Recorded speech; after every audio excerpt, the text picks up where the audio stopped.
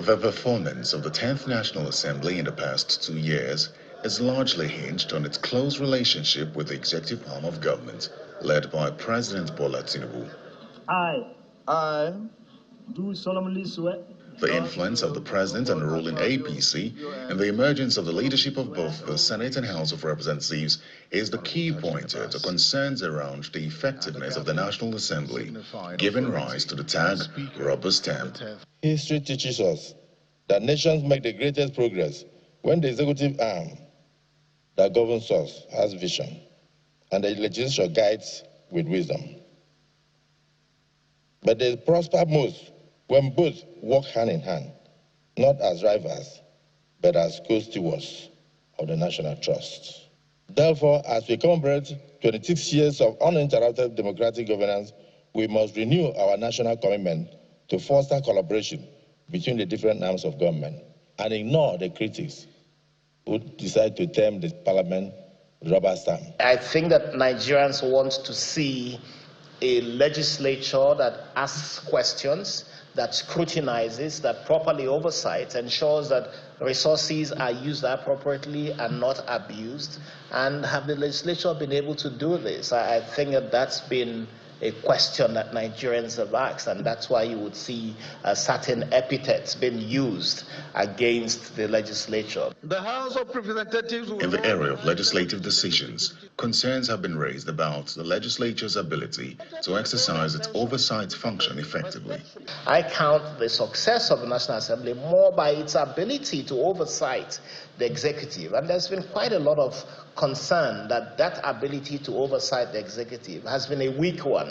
Most committees of the House have actually been up and doing in making sure that we oversight the MDAs to ensure that they fulfill the mandate for which they are established by Act of the Parliament, and also apply the resources appropriated to them efficiently and judiciously. All over the world, 5% of the GDP of countries is set aside to fund security issues. But nowadays, so we've thought of a very genuine way of ensuring that the defense sector is adequately funded.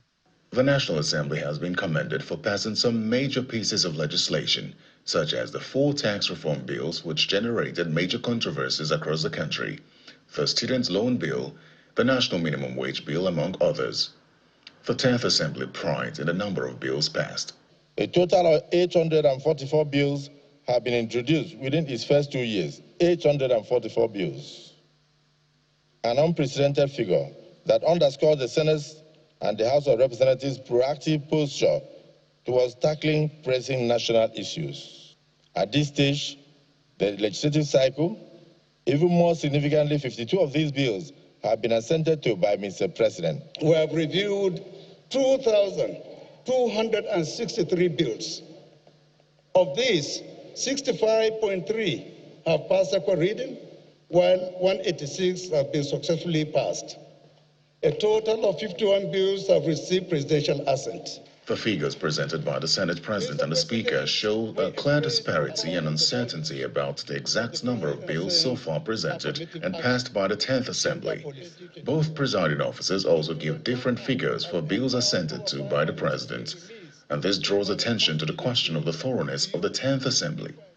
Also related is the National Assembly's approval of the state of emergency in Rivers State, which was heavily criticized. Lawmakers had also raised concerns about the constitutional provisions for passing such a resolution. I wanted to draw your attention, Mr. President, respectfully, and the attention of all our colleagues, to the specific provisions of our rules. The President shall, in a closed session, brief the Senate on the circumstances of the proclamation of a state of emergency. Your point of order is upheld. Thank you. The Senate invokes the powers conferred on it by Section 305, subsection 2, and approve the proclamation of state of emergency declared by Mr. President in Rivers State of Nigeria. Mr. Speaker, it is good enough, and I urge you that we comply strictly with the Constitution by first transparently announcing the quorum as it is now for us to go into this debate. While the National Assembly continues to pat itself on the back amid the criticisms from Nigerians, it is expected that in the second half of the 10th Assembly, priority should be given to laws that benefit the citizens rather than personal or political interests. Terry Ikumi, Channels Television News.